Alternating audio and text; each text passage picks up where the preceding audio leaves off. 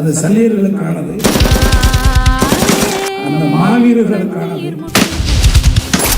நான் பிறந்த பிறவி பயனை அடைந்ததாகவே நினைக்கிறேன். எங்களுக்கு முன்னாடி தலைய மட்டும் குனிஞ்சிராதரா. அந்த மாவீரர்களை உருவாக்கிய எனது தலைவனுக்கானது, நமது தலைவனுக்கானது. இன்றைக்கு இந்த நேரம் நான் சொல்லக்கூடியது உண்மையாக இந்த படம் எடுத்தது நன்றி என்று நான் சொல்லலாம். கருத்து இது வாழ்க்கையில் அனுபவம் இல்லை எங்களுக்கு. இதெல்லாம் சொல்லி வார்த்தையே இல்லை. நான் அனுபவிச்சது தான் இதெல்லாம். என் தம்பி மாவீரராய் 30 வருஷம்.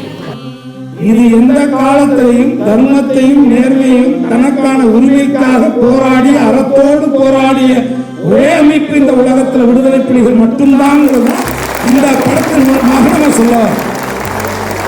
இந்த படத்தில் நடிச்சிருக்காங்க ஹீரோயின் வேறு லெவல். எனக்கு அழகுதான் வருது அவங்க சொல்லும்போது. அது நான் ரியலாக பார்த்துருக்கேன். அவங்கள கட்டாயம் பார்க்க வேண்டிய படம். எல்லாரும் ஆதரவு கொடுக்கணும் இந்த படத்துக்கு. உலகத்தில் இருக்க எல்லாரும், எல்லா தமிழனும் இதுக்கு ஆதரவு கட்டாயம் கொடுக்கணும் இந்த படத்துக்கு.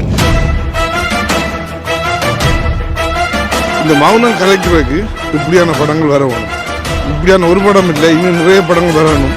வரும்போது தான் அந்த மௌனங்கள் கலைக்கப்படும். உங்களுக்கான விடுதலை நாங்கள் கண்டடையலாம். சரியான எமோஷனலாக இருந்தது. அழுக வந்தது நிறைய. அடுத்து சொல்கிற மாதிரி எல்லாமே மண்ணுக்காகத்தான், எல்லாமே மண்ணுக்காகத்தான், மண்ணுக்கு அந்த மக்களுக்காகத்தான். எனவே அதை கருத்தில் கொண்டு இந்த படம் மட்டும் கடந்து போகாமல் இது நிழல் அல்ல நிஜம். எனவே போராட்டத்தில் கைகோருங்கள். கதையாக சொன்னாங்க. இப்போ விஷுவலாக பார்க்க எமோஷ்னலாக இருக்குது.